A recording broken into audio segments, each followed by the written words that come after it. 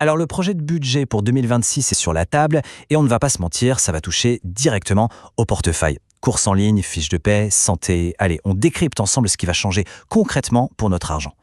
Du coup, la grande question qu'on se pose tous, c'est qui gagne et qui y perd avec ce nouveau budget. Parce que derrière les grands chiffres, eh bien, il y a des conséquences très très concrètes sur la vie de tous les jours. Bon, on va commencer par le plus palpable, ce qui se voit tout de suite, les dépenses du quotidien. Voyons un peu comment le coût de la vie risque d'évoluer. Ok, premier changement qui va faire parler. Une nouvelle taxe forfaitaire, 2 euros. Et ça va s'appliquer sur tous les petits colis, ceux de moins de 150 euros qui viennent de l'extérieur de l'Union européenne. Pour que ce soit bien clair, prenons un exemple tout bête. Le fameux t-shirt à 5 euros qu'on pourrait acheter sur une plateforme comme Shein ou Temu, eh bien avec cette taxe, il passera à 7 euros. Alors que le même, acheté en Europe, lui, il restera à 5 euros. Clairement, ça peut faire réfléchir avant de cliquer sur Acheter. Maintenant, on aborde un sujet un peu plus sensible, celui de la santé. Et là, il faut s'attendre à une hausse des coûts pour se soigner.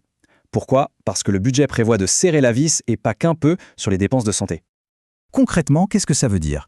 Eh bien, les franchises médicales, vous savez, cette petite part qui reste à notre charge sur les boîtes de médicaments ou les consultations, eh bien, elles vont tout simplement doubler.